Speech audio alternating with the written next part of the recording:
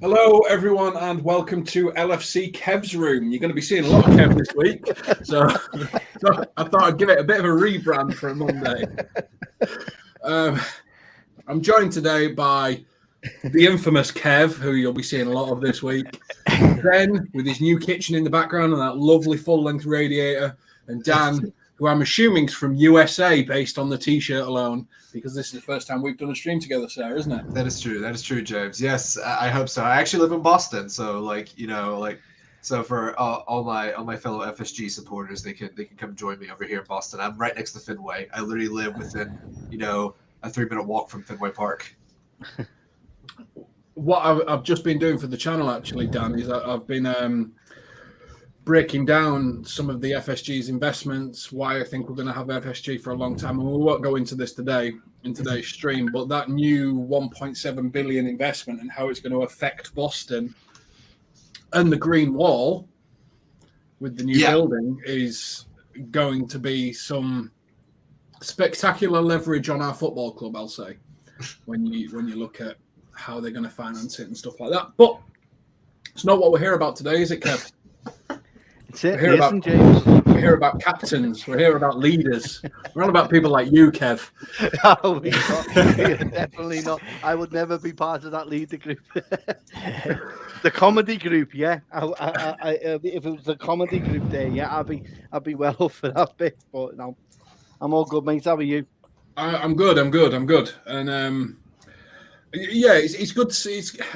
It's been a bit dry recently, hasn't it, Ben? You know, the news, nothing's really been progressing and stuff like that. So to get something really positive today, like the new leadership team, it's just something a little bit like we've all speculated. I think everyone pretty much got the names right. It's just the order that's slightly different. But to know who they are, that's what we wanted to know, isn't it, Ben? Yeah. And to be honest with you, I don't think no one can moan at the decision. I think Virgil is going to be a great captain. I know there was a couple of people. There was a couple of options there, wasn't there? At the end of the day, I know some people wanted Alisson. He seemed like one of the main. I personally like I personally did like the idea of Trent. I thought give it to him. You know, why not? He's going to be there for the next 10 years. But I don't think we couldn't complain whoever got it. And what I like about it, Dan, is we've gone Verge is captain, but Trent is vice. And then you've got the good vibes in Robbo. You've got the leadership in Alisson, the South American leadership that's connected. You've built yourself there, a fully encompassed leadership team, haven't you? Oh, yeah, absolutely. And I think the interesting thing is that Mo is now fifth, if we're doing by order. But I think that once you kind of get beyond Trent as vice captain, it's going to be a lot more by committee, by collaboration. So you might be in a situation in a game where, like Van Dijk and Trent are playing, but you may have Robertson or Mo playing, and one of them will be the captain as well. You have the interesting thing about this Liverpool team, and this has kind of been Klopp's really big thing since 2017, well, even go back to 2016, is that it's a team full of captains is a team full of leaders. You have the Dutch captain. Genie was, I don't remember if he was captain or vice captain who was for the Netherlands. Vice, wasn't he? I think it was vice, yeah. And so you have this team of established leaders, and you have personalities, and they're all different. They're all different, but they all complement each other, which is really, really good. And they all know each other. So I think this is a situation where, losing Henderson and Milner is obviously going to have an impact beyond the scenes. How big of an impact, we obviously won't know, and we probably won't learn until they start writing books in the next, 5 to 10 years. We'll probably learn how much of an impact losing these senior players behind the scenes are. But, for the scenario that we're in with losing so many experienced heads at once, this is the best case scenario. And I think that the best 5 personalities to have in that team, because they all have talent, desire, and they'll make sure that no one's slacking off this year, especially Virgil, now that he is officially the captain. The one interesting name in there for me, Kev, is Salah. Because Salah doesn't seem to want to get involved in leadership. In the game against Leicester, I think Joe Gomez got the armband over Salah. So it's like it's almost like he's trying to. Salah wants to be a leader by his performance, but not by actually taking a leadership role. Are you surprised to see him in the leadership team? No, I am. I think all five. I think everyone on who's been on the stream have been asked. I think we mentioned all five in some kind of order. I did want Alisson, but I couldn't go against anyone mentioning the other four that were already there. Salah for me, he's the Egyptian captain. He leads by example for them.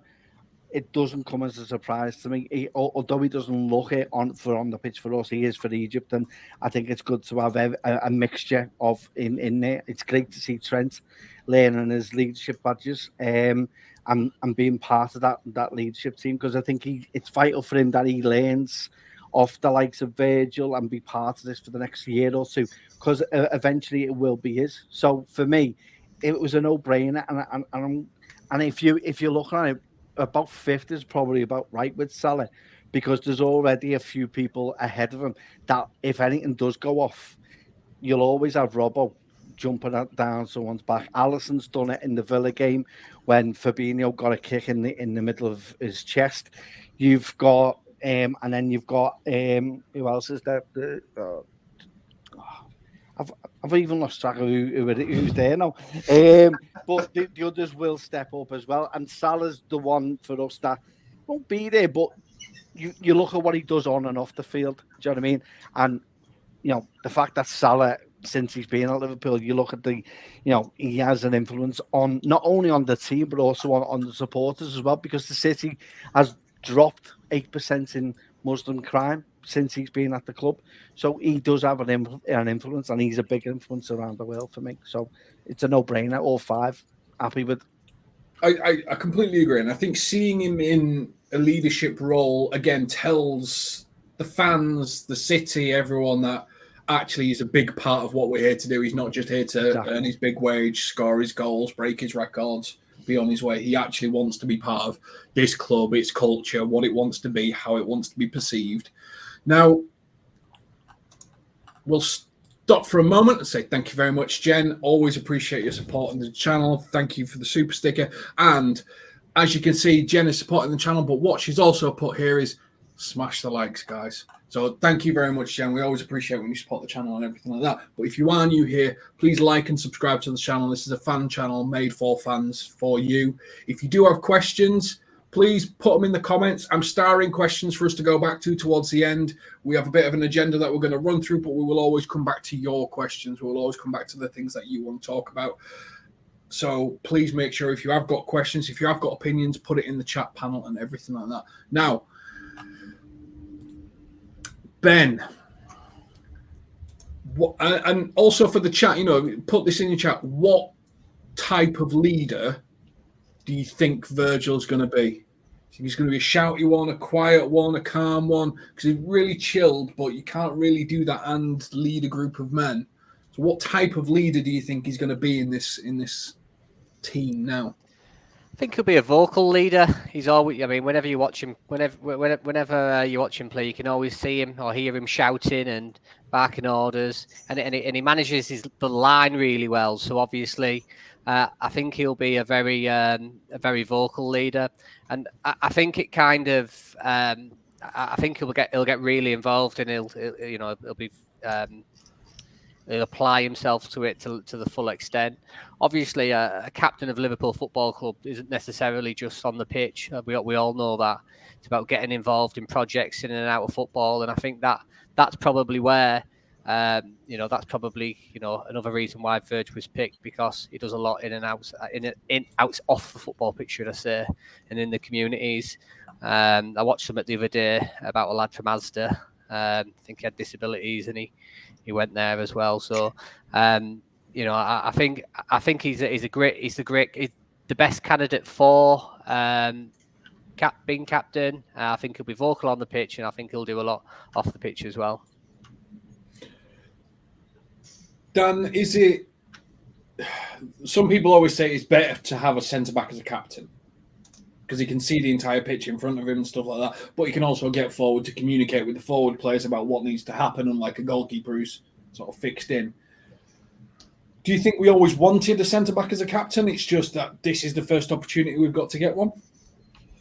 I think it's more about personality than position, going all the way back to 2017 when Philippe Coutinho was captain. He was an attacking mid for the most part, and that was at a time when, Coutinho was on his way out to Barcelona, at the time where, they were negotiating that £150 million deal.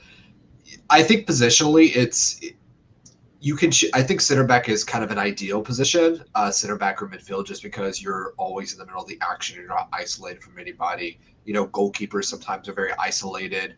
Forwards are very isolated if they're captain, so they're always away from the action. They can't really get involved in the middle of the park in some ways. I don't think we were waiting for a center back to be captain. I think it's more that Van Dijk's personality and his leadership, and obviously his just physical stature, just makes him I wouldn't say an obvious captain, but very leadership and captain material. I read in the chat here that he was criticized for his captaincy for the Netherlands, and that is one of the things that has kind of been held against him, is that he hasn't always been the best captain for the Netherlands. But I would also say that Harry Kane is not the captain of England. It never really was. It was always Henderson, even though Southgate took the armband off Henderson and gave it to Kane. And also, I would say I did enjoy that Netherlands-Argentina game when Van Dijk came in and cleared the player. I forget which Argentinian player it was, but he just came and just knocked him down for the most part. I mean, that's pure captain material right there. So yeah, I think he's very much done this based on very much a personality standpoint rather than a position standpoint. I do find it interesting though, because this is exactly what the transition was when Gerrard got the captaincy, when Hyypiä was the captain for about 2 years, and I imagine Van Dijk would be the captain for 2 years, and then Gerrard. One season Hyypiä was captain. Was it one season? We were talking about it in the chat the other day. Yeah. He was vice captain for 3 years, and it was Jamie Redknapp that was captain. So that's why it feels like Hyypiä was captain for long. And he offered it to Gerrard as well. He actually turned around to Gerrard and said, "You're better off having the captaincy," in a meeting with Julian. Yeah, he was vice for 3 years, third for 2. He brought Carragher through as well. Hyypiä did a cracking job as a leader. Yeah, and I imagine right now that those conversations with Van Dijk and Trent were very much like, I would imagine Van Dijk was like, Trent, I'm going to have this for a year or two, but it's yours next up. So that's Trent's next goal, is that he's going to take over for the captaincy long term he'll be 25, 26, so he'll be captain for 7-8 years, depending on his contract and everything else. But that, I feel like that's the natural progression that Klopp went with. I think it's the smartest progression that you could do at this time. Now, Kev, one of the comments I've seen here, and I think I think this is slightly unfair, but I also think there's an element of fairness to it, because I think he wasn't back at his best last year, Virgil van Dijk. Honestly, Virgil van Dijk looked disinterested last season in pre-season. However, some of the previous live chats, can't remember who said it, hopefully the leadership role will motivate him. And I think there was an element where Virgil was slightly off it, but maybe the expectation of being this leader of the club will actually help bring him up another level. What do you think? Or do you think it's just he was still recovering from that big knee injury, he wasn't 100%, not 100% confident in it, and time, duration, everything like that? To be fair, when I've seen Virgil play, he's always having at least an argument with Hendo at some point on the pitch. So there has been a bit of animosity. Well, it looks like animosity, but a lot of the time, especially when Virgil first came in, there was a lot of Hendo good dropping far too deep. And it's basically Virgil saying, "Look, just do one, get out of my space and move further up the pitch." And there has been times, and there's been elements of that with Virgil as well. I think with Virgil as well, you look at the motivation thing. I know he didn't feel he was at his best. And I think if you were to ask him, the honest thing about that would be, I think I came back too soon. But I don't think he had a choice in that. I think it was mainly down because we needed him. And we don't have anyone good enough for Virgil when he is injured. And we are heavily reliant on any injury he has. He's only out for a game or so. It's an interesting thing. I'm hoping that we'll see a revitalized, a recuperated Virgil and a better Virgil overall, because the way he positions himself on the pitch, we haven't seen that for the last, if we're being honest, since he's come back. He has been. You look at the thing that Vinicius Junior done to him in the Champions League game, and you just feel, wow, he's gone here. But there's moments we've seen him getting back to his best. But I think with the pre-season behind him and not having this World Cup in the middle of the season, along with trying to find your form, gain your form, and games coming at you at an astronomical rate, you'll see a Virgil who will be a little bit better, a little bit more disciplined, and a bit more motivated. I think with Dutch players, they usually have emotion on the sleeve, a bit like Italians. You kind of guess what's going on with them. They love an argument, and we've seen that with Virgil at times on the pitch, not only with Henderson, as I mentioned, also with Fabinho, also with Robbo. So it's an interesting one for me. It'll be one to be looking at over the first couple of games of the season, because we'll get an insight of what kind of captaincy we'll see on that pitch when we start the season. But no, I'm happy. He looks motivated as well. If you look at him, he looks proud, doesn't he? He does, but why wouldn't he? Because he speaks well when he talks. He sounds good when he sounds like a Liverpool captain, even when he wasn't part of that. He's always been there, and it's a great thing for him, and I think it's probably something that he may have needed to give him a kick up the backside. Who knows? No, I'm going to bring up this Helior comment. Virgil van Dijk has been LFC captain for 42 matches already, so his leadership isn't unknown. Are we just flogging a dead horse with this, Ben, or is it the fact that actually his leadership isn't unknown because he was being a servant under a different leader? He was just a supporting leader. And now this is his chance to just sort of set the tone, set the benchmark, and actually be the leader that he wants to be. Because I think there's a difference between wearing the armband and being the club captain. Yeah, and it goes back to what I was saying a little bit earlier, when obviously it's not just about on the field, it's off the field as well, and such stuff like that. But when Henderson's gone now, we all know that, and this is Virgil's time. And this is Virgil's time, and it's like anything, isn't it? It's a captain. You do have you have that going back to the leadership, the management in the team. His style will be different to Endo's, but one thing that I look forward to seeing Virgil do, which it kind of goes under the radar when as a captain's role, is obviously how he deals with the referees and stuff like that, because that's something I've not actually seen him do. And say what you want about Endo, he was really good with the refs. So I'd love to see that. And I know, obviously, reading that comment, 42 games, I haven't actually seen that. What the mediation side of Virgil van Dijk as a captain, and I look forward to seeing it. But yeah, it'll be interesting to see, really. I mean, to be honest with you, it is completely different. Yeah, I wouldn't necessarily, I wouldn't be able to tell you many games off the cuff that Virgil van Dijk has captained for Liverpool. So, I wouldn't say that's a fair comment, really, to put out there. And Dan, in terms of moving away from Virgil, because it seems collectively most people are happy. There's a couple of people that think Alisson should be the captain that I'm seeing in chat, but let's just have a quick look at Trent as vice. This is him coming through. You think about some of the younger players in the squad, you Ben Dokes, you Curtis Jones, you Nunes. They're already looking at Trent as a leader because he's top 20 players in world football. Has been on that list about 3 or 4 times at 24 years of age. Do you think Virgil's going to be captain for a few years? Little apprentice Trent, 24, by the time he's 26, taking over the reins?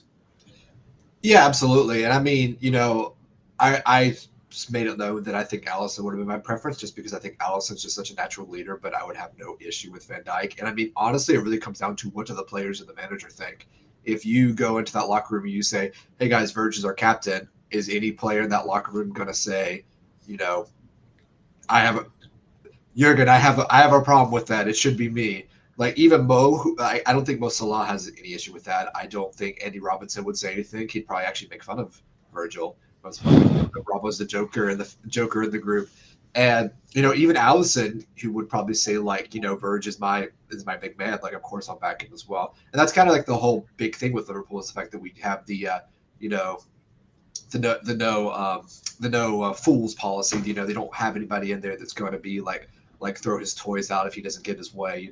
I would call it the no Ronaldo policy for the most part. That, you're not going to get someone in there that just demands to have all this like respect given to them and not to earn it. And I think Van Dijk has pretty much earned that position. And I think the idea of him being captain for a year or two, I imagine it'll be 2 at max, unless he gives the captaincy to Trent earlier, is that it's a way of getting the players in there to buy into that idea going forward. So it's not just to say Van Dijk's the captain. It's like all you guys that are here, because all of those players will be there in 2 years, except for probably Thiago and Matip and Simicast. But for the most part, the rest of the core group that's going to be part of this new evolution of Liverpool going to Klopp's last year is for them to understand Trent is going to be the next captain. And that is the idea. It's not a situation where we had Hendo as captain and Milner as vice captain, and it was this idea. It's like Hendo's the captain and Milner's kind of like his bodyguard that's going to stand there and kind of enforce things for him. This is a very clear progression of leadership and expectations and values. And I think that's the best thing for them, because it allows everyone to say, if Virgil and Trent are going to be captain now and captain in the future, they can now start to imagine a world in a few years where Trent has all that responsibility, and it makes that transition much easier. Just a quick one. Sorry to jump in there. It was just, it's something that I thought when I read that Virgil is the new captain. For me, we all know that last season for Virgil wasn't a great season. He's had the injury. He's had the long layoff. The other side that I'd like to point out is, does this make him, a lot more? If he had another season like he did last season, and let's say his performances don't improve, and then they stay at that sort of level as what they were last season, the fact that he's now captain, similar to what you saw with Harry Maguire at Manchester United, does it kind of make him a bit more of a target for to be criticised more? And could it have the opposite sort of effect on someone like Virgil? I don't think so. I think that's a hard one, isn't it? Go on, Dan. I mean, like, so I understand what you mean, Ben. I think Virg I think he came out and said this at the beginning of the year that like he had a very off season and he didn't play well. He was the first to admit that. He said, he pushed himself too much to play games. He was trying to preserve himself for the World Cup. And I think he would be the first one to say that he didn't have the best season. And, I think that's perfectly fine for him to admit that. That's a good sign of leadership, is that he's not the one to say, he didn't say like, oh, there was problems. He's like, no, I have been a big issue with this. The big thing with Virgil and Harry Maguire is that Harry Maguire was in that United team and everyone thought he was crap. No one thinks Virgil van Dijk is crap. Even if he plays badly, no one's going to look at Virgil van Dijk and say like, you can't play center back, you can't do X, Y, and Z. And I thought Harry Maguire was a very decent center back that tried to be world class. This is a very weird thing. Harry Maguire became the captain of United and then started to try and act like he tried to act like a Yap Stan or like a Rio Ferdinand, like the best center back in England and one of the best in Europe. The Lovren dilemma, if anyways, the Deschamps Lovren dilemma, where you try to act like you're much better than you are, where rather than admitting his limitations. I think it's important. I'm not comparing Virgil van Dijk and Harry Maguire. I know you're not. I get what Ben's saying. He's saying like if Virgil's performance is dropped. Oh, we know what he's saying, but this is just more fun. Yeah, it's more fun this way. No, well, I suppose Ben, honestly, I'm only messing. It's just something that did cross my mind because I won't hide. I've even in pre-season I've been vocal. You've seen it in the chats about Van Dijk. I just think that sometimes when he's playing, he looks like he's not arsed. He just looks like, he can't be bothered. And I just think that if something doesn't change there, and the fact that he is captain, will he, To give my answer to it, I think if you think about what Henderson was good at communicating, and putting people in the positions and telling them where to go to cover his own weaknesses. So where Henderson failed as a player, he knew where his limitations were, and he was able to speak and talk and cover and use his strengths to the thing. I think Virgil's good enough to do that. Unlike Harry Maguire, where he had zero pace, I think, and Liverpool play a high line, I think Virgil controls the line already. I think he can tell players where to come and go and where to cover. I think he's probably got a little bit more upstairs in terms of positional awareness and definitely more pace than Harry Maguire. I think I kind of get you don't want leadership to ruin a person. A bit like Joe Root in England. That's probably a fairer one. Joe Root, one of the best batsmen in the world, when he was England captain, he just couldn't concentrate on both at the same time. I think football's slightly different. I think Virgil probably can. Mm-hmm. What do you think, Kev? Harry Maguire better than Virgil van Dijk, as Ben was saying? Absolutely not. I think Maguire is one of those false leaders that shouts a lot more than what he actually does, because he's not good enough to play in the position that he has been played, and he feels as though he's more of a shouter at players because it looks less on his downfall and how he drives that team down. Virgil's class. There are times where he does look a little bit obnoxious on the ball. I get that. I've seen it myself. Does it worry me? No, because I know the type of player we've got, the stature of the man. I have no qualms whatsoever, even if he has a bad season. And I'll be honest, the difference between him and Maguire is if he is having a bad season and he feels as though his legs have gone, he will be the first to turn around to Klopp and go, give this captaincy to someone else. I'll stand aside. That's the kind of captain I am expecting to see, and the leadership skills you'll see from Virgil than what you won't see from Maguire.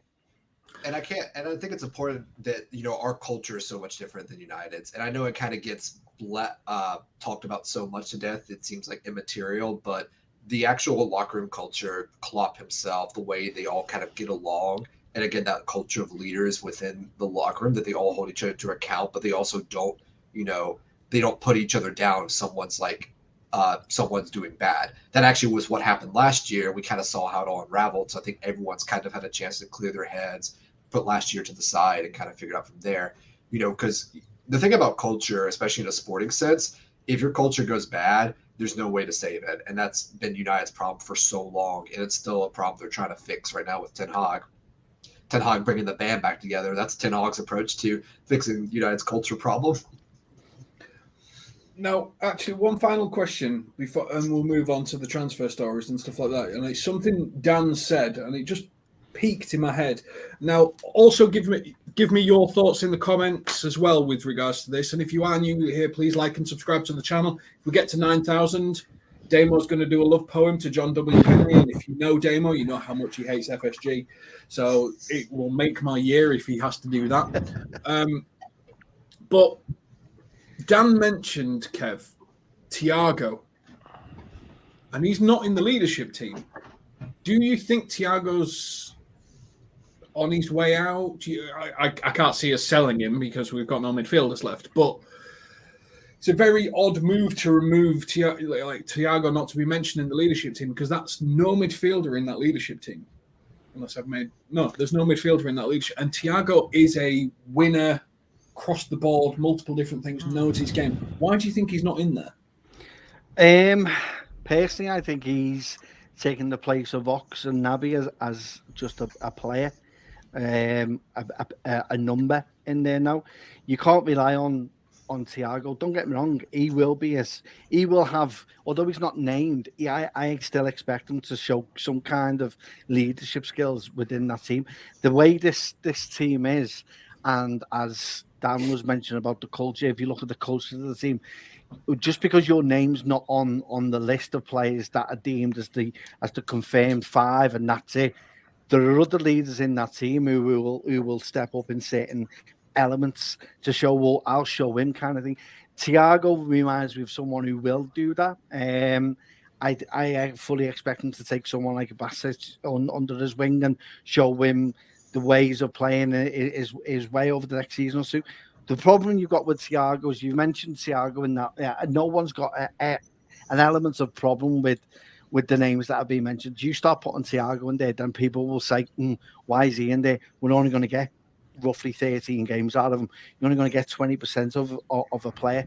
That's why I see him more as a number in there. But he will still have his own duties, and I expect Klopp to still put duties out on people to show him that they are capable of stepping up. Do you know what I mean? There will be times where I can see is where he'll be playing and he will get the captaincy because the other four aren't playing in the game, like an FA Cup, an EFL game, a Europa League, maybe away.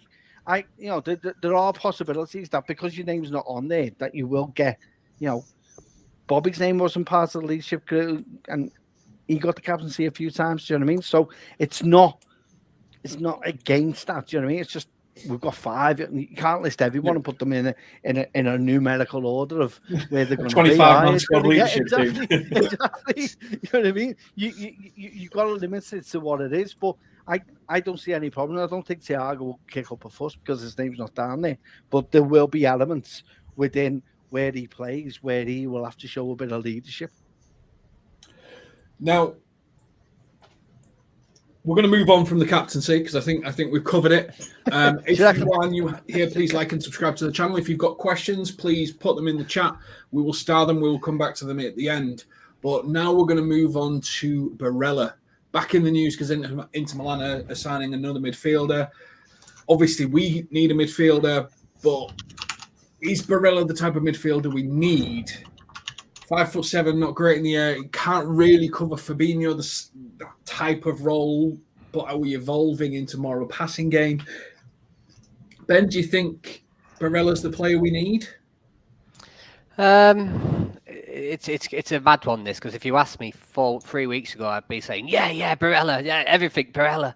But I don't know, to be honest with you. I mean, I saw Barella, maybe more kind of, as an alternative to Salah in the future, long-term strategy planning, because he does like to go wide as well. But right now, I don't see it happening, and I don't think we're. I think from the player's point of view, I'm sure I've read it somewhere that he just wants to be like he wants a statue outside the San Siro of himself. He's all for Inter apparently, so I don't see him. Leaving. Don't see him leaving. Like Lukaku, just take the pay cut, stay where you are. I just don't see it. I just from what I've read, it sounds pretty convincing that he's all for Inter. But I don't think right now. I think there's better alternatives for us to sign than Barella right now. From what I've seen in pre-season, from the squad that we've got. Obviously, there's talks of Lavia coming in. They're very strong. Looks like it's happening. And I think there's better alternatives to Barella for me now.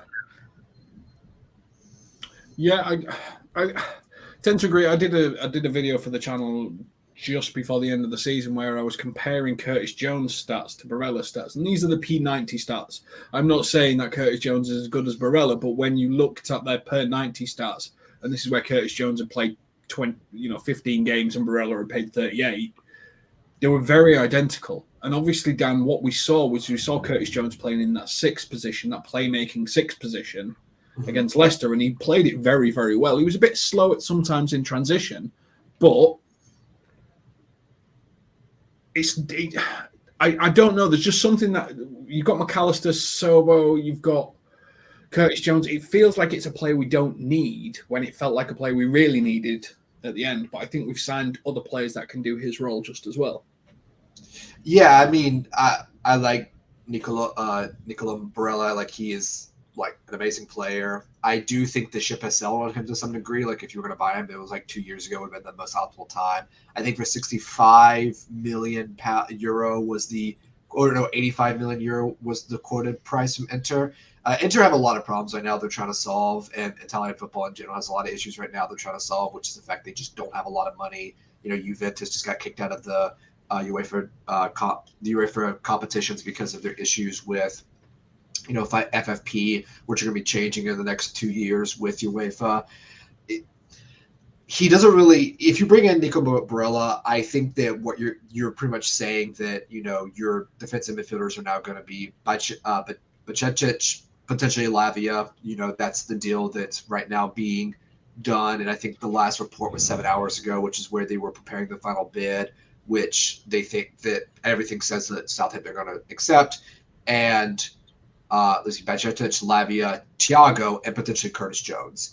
And so if you're going to buy Barella, I think that's the last player they're going to buy, because when you're shelling out that much money, you're probably not going to get a center back or a defender in. And I just don't think it just makes a whole lot of sense in terms of a value proposition, because I think Barella's a great player, but he really doesn't feel a need that we, for lack of a better term, just really need. If you were to boil our needs down in a very, very simple, what do we need this season? I see a lot of people say we need 4 players, we need 5 players, we need 6 players, we need 30 players. Really, they need to sign Lavia as a defensive mid, and they need a defender. And potentially a left-sided defender. Those are the 2 that you really, really need this season in order not just to fill out the squad, but actually have enough players to play what could potentially be it would be 64 games this year if we do all the max games. You take the max amount of games you can play. And Barella he's not going to solve your defensive issue. He's not going to solve your midfield issue.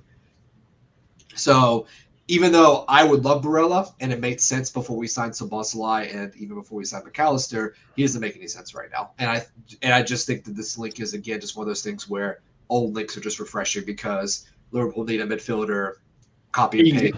Easy. Yeah, easy content.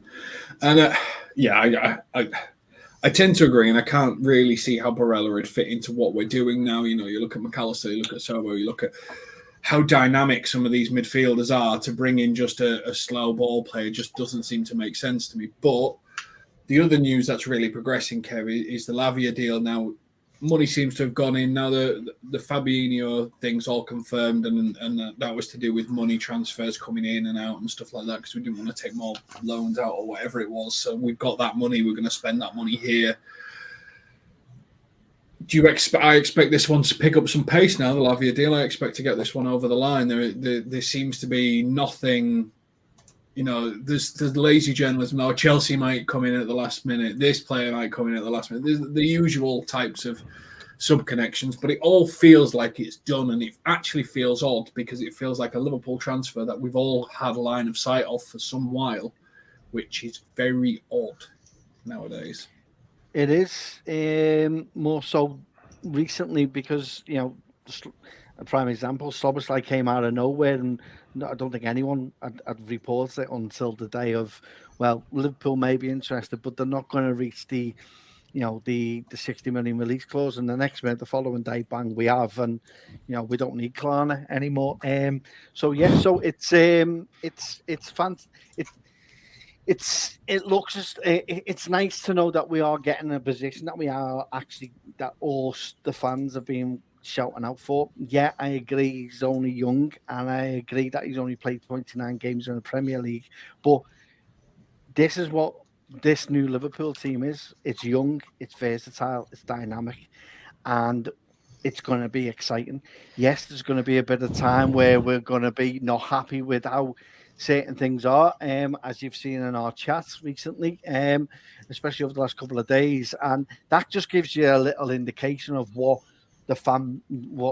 possibly the fan base is going to be like. It's going to be very fractured over this, because Lavia is not the actual ideal replacement that you want, because you want someone who's a little bit more mature, and it would have made more sense if we kept Fabinho and brought Lavia in for just 1 year underneath him.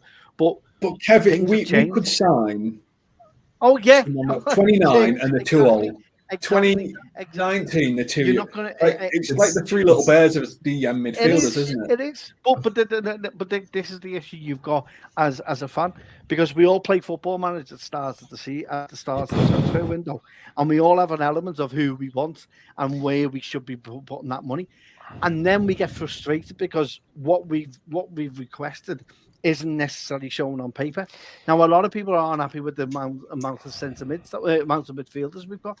I am, because you've lost players that don't actually contribute and will not be contributing this season as much. So you lose the elements of them, and you replace them with players that play 97, 98% of the time. Less injuries, more chance of rotating the squad around. But this is it's very dynamic. This is very versatile. At the minute, you're looking at probably Besic and Lavia as our number 6 options for next season.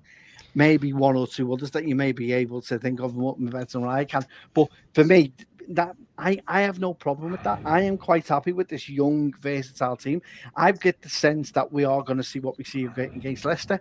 We're going to be playing high up the pitch, high pressing at the very top end, and we will be playing with a high line on the edge of the centre spot. I can't see us not being like that. Yet there's going to be times where we are going to be pressed through and counter-attacked. But that's where you got Lavia's pace and probably his engine to get back.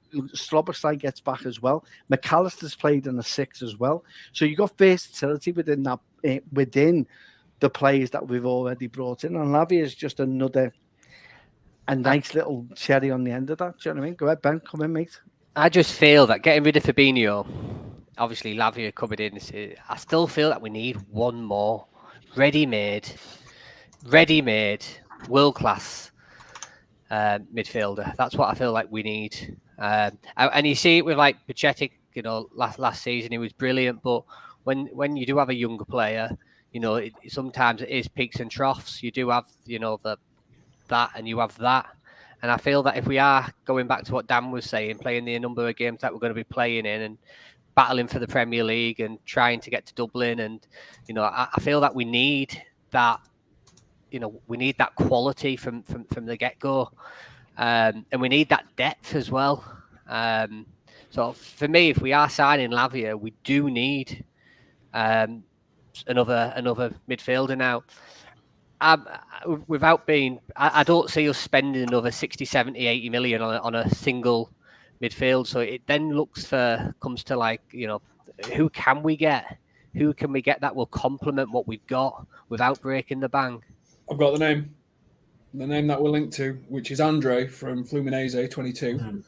Sporting Lisbon have said that they've pulled out of it. He's a defensive midfielder. He's pretty much, if you've not seen him, imagine Mascherano, but slightly broader. Small, just runs at people and wins the ball back. Is that not exactly what we need? Yeah. I think as well that the competition for the places. I mean, that it's important that it's there, because that's, especially the younger players, that's what pushes them to know that if you do have a bad game or a bad couple of games, you will be taken out, and it would be terrible for us to be able to be able to say, well, we can't take him out because we've got no one else to put in, and that's what we need. And I've always said it. That's what makes the great teams great. They can take someone out and they can put another player in. You can look at the bench and you can go, wow, look at them options. And I think that, you're always going to get injuries. And, if you look at that midfield and you say, right, we've got 2 injuries, then we are short. If you've got an injury, you're short. So there definitely needs to be someone else coming in for my peace of mind anyway. Yeah, and this is the thing, like being Liverpool fans, we see it happen on such a regular basis. Like, we'll be like, oh, we need someone, we need a big name, we need a big person to come in, we need like a Kimmich or something like that. And then you'll see someone like Brighton sign, let's say Brighton signed Andre, and he'd become an absolute world beater. And then you see Liverpool fans go, well, why don't we just sign players like that from Brazil? Why don't we find players like that? Now, one question I've got for each of you, and for the chat as well. So please, like, subscribe, as well as answer this question. How many more players do you think we need as of today? Let's assume Lavia deal's not done. How many more do you want to see in? Because Dan mentioned something earlier, which just got my brain thinking, which is no matter what happens to Liverpool fans, I always think we always want one more. We could sign 11 players. We just want one more. So how many players do you think we need, and what positions? I can already see threes, fours, but Dan, I'll start with you. How many more players do you think we need, and what positions? I don't want a long explanation. I want these players, these positions, because we're going around each of them. Come on, James. You want a dissertation? I know you do. So in short, I think 3 is the most optimal. 2 mids, 1 defender, specifically a left-sided center back, because it looks like Bradley's going to play right back. So I don't think we need a right back, right center back. That's what I imagine the most optimal. I'd be happy with 2 if the 2 are going to come in and just be amazing. Kev. 3. Centre mid, number 6, another midfielder, and a left centre back.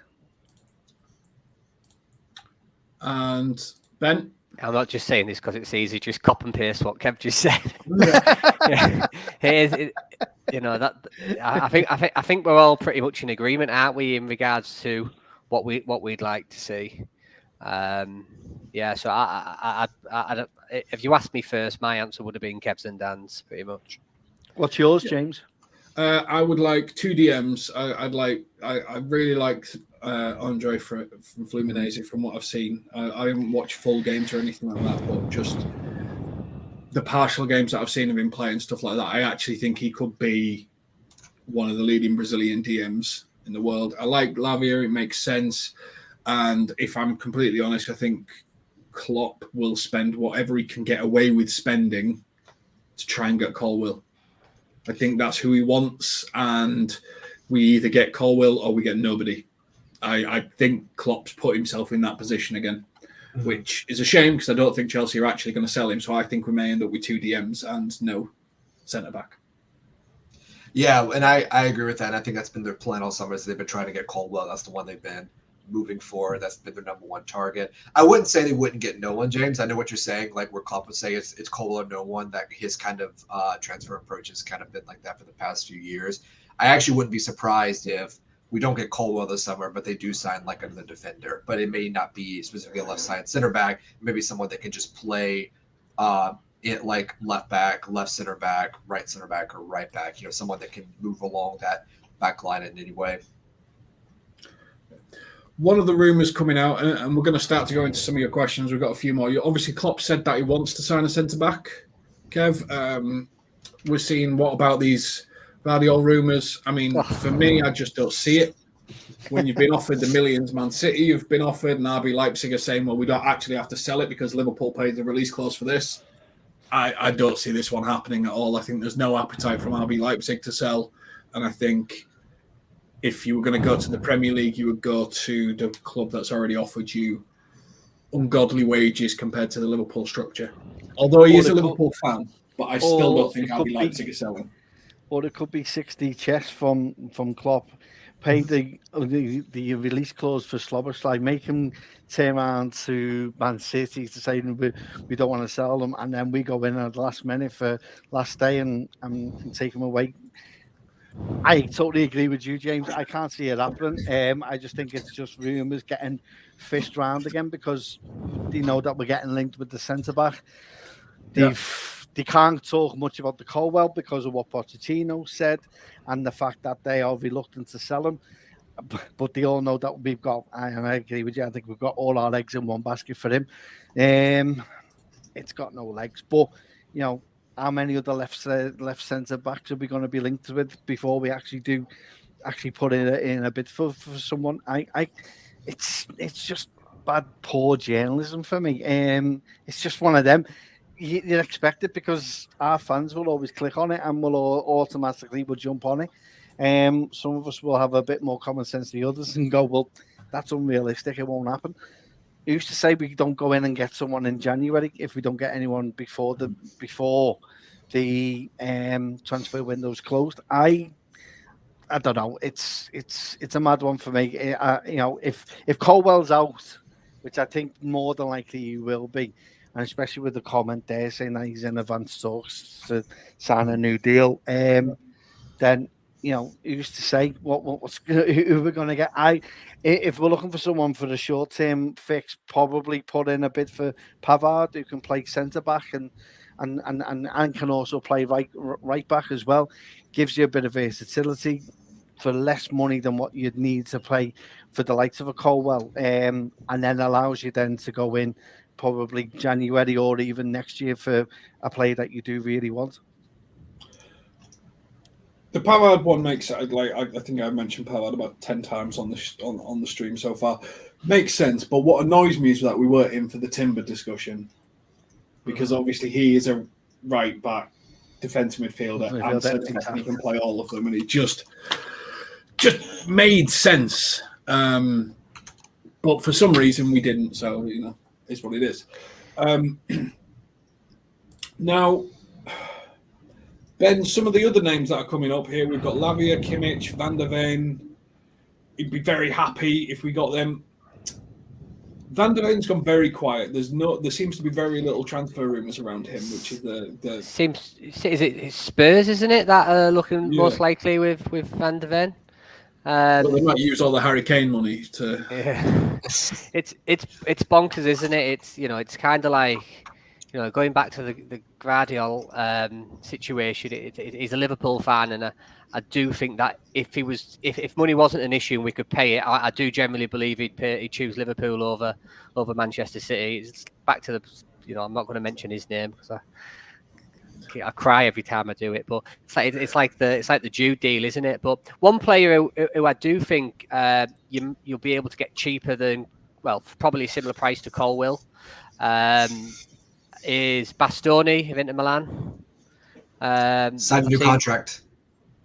When was he that? signed a new contract, Ben? He signed a new contract, I think, like 5 weeks ago. Oh, well, there goes that idea then. I don't mean to burst your bubble, Ben. I agree with you, Ben. I love Bastoni. I didn't mean to burst your bubble. I'm sorry. Harry Maguire, Ben. Come on, we know what you think. Harry Maguire. No, but I do think there's the issue is it's like going back to like the Gvardiol thing. I think if he was prepared to wait, I just wonder whether there's been any behind the scenes discussions from between the club, because we all know we've got a great relationship with Leipzig. Whether there's been any behind the scene discussions where maybe we might have said, stay put for another season. Could it be a possibility? Could it have?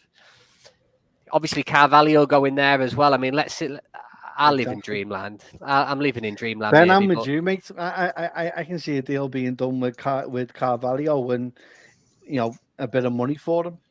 Personally, I think the fact we were so adamant that Carvalho wasn't for sale at any price. But then his comments that of recently of his actual his relationship with Klopp isn't at his best, and this is probably a way of saying, well, I want to leave, to be honest, and it'll be a perfect way of asking. If you don't ask, you don't get to.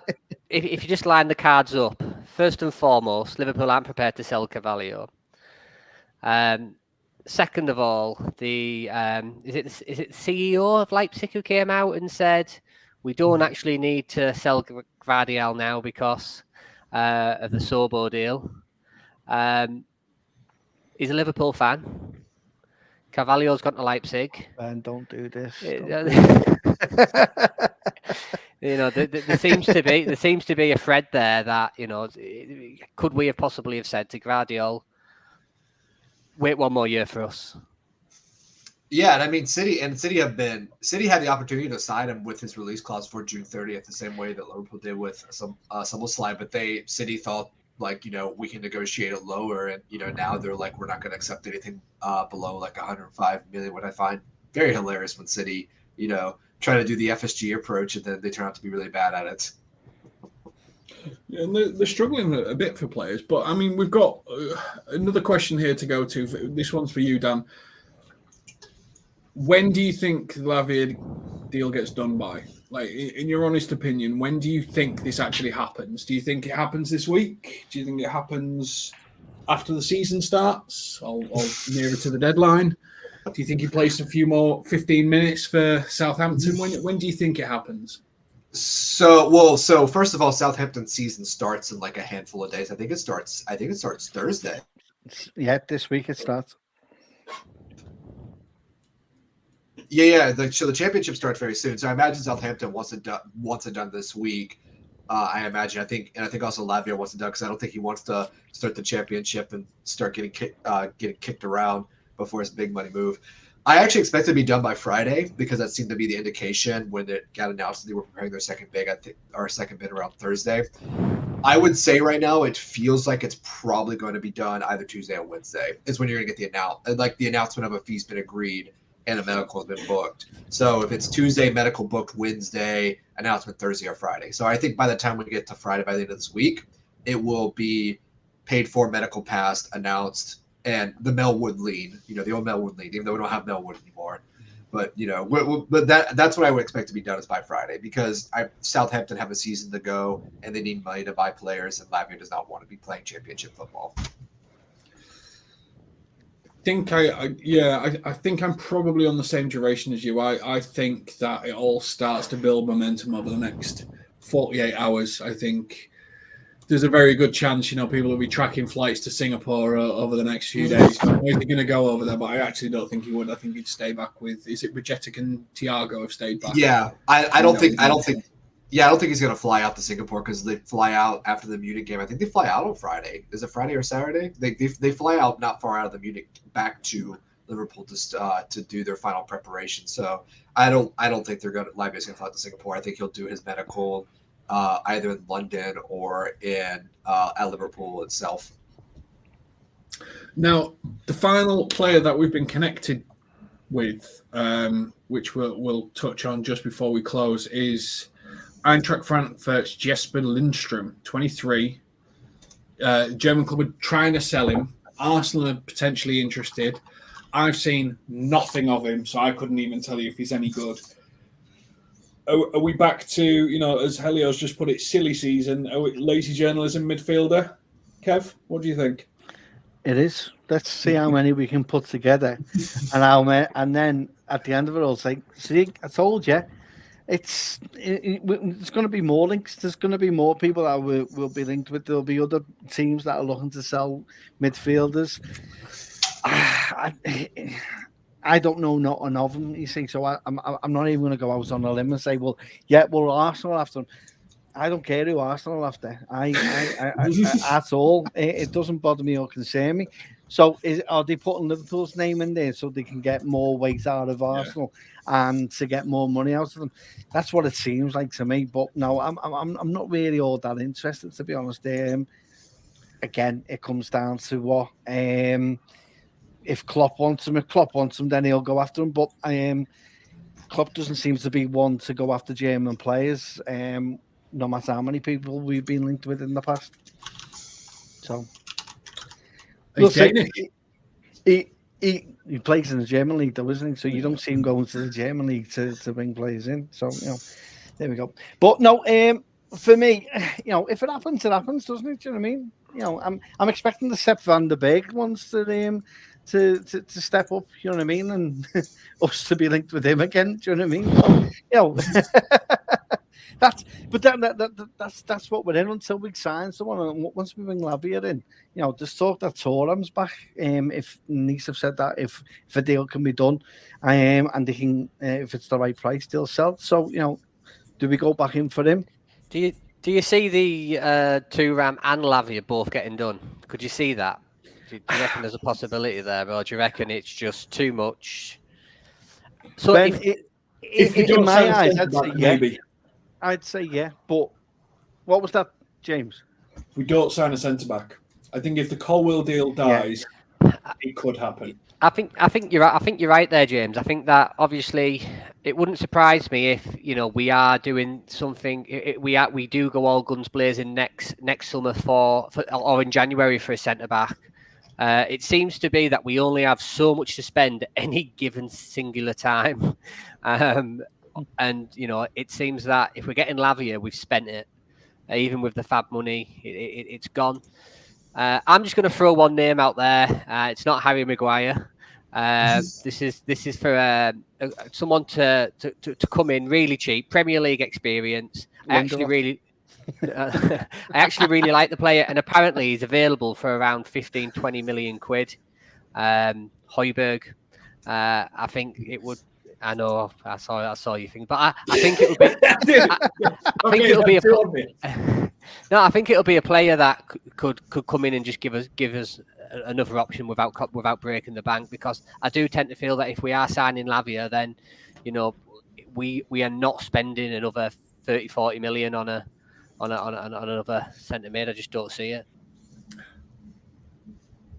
Seeing as I'm the one that threw the face for the Hobio thing, I think he's a foul merchant who can't play football, and for 20 minutes a game, I could see the benefit. A bit like the Milner role. That's pretty much all I've got. But Fernandinho built an entire career doing it, didn't he? He just fouled people and then passed the ball 10 years. Well, that's what I mean. I mean, just someone with a bit of experience in Premier League games should come shut games off. And I think that I feel that's the sort of money that we're probably going to be playing with. Once the Lavia deal's done, and it's just looking out there. That sort of money you get. I would rather we took a risk with a Brazilian signing like Andre, who's estimated about 17 million, and took a risk on a developing South American player, than brought in a journeyman midfielder. But that's just my preference. I would rather we take a young risk than experience. But you're right, at some point you do need to bring in experience. It's just all comes down to what people think is for the best. Now, if you are new here, please make sure that you like and subscribe to the channel. This is Liverpool fan channel made for fans. Today, they have unearthed the boring rumours that is Barella to Liverpool for 68 million, because Inter Milan are going to be signing a midfielder. But, my captain, Virgil van Dijk is now in charge with Trent Alexander-Arnold as his vice-captain. I've been joined by Kev, Dan and Ben. This is LFC Transfer Room. Join us tomorrow, where we expect the Lavia progress might have inched on a millimetre or two. Maybe a third bid incoming or a rejection. We just don't know, but make sure that you join in to check it out. Thank you, everyone, for joining us in the chat. Thank you, Jen, for the super chat. We'll catch you in the next one. Take care.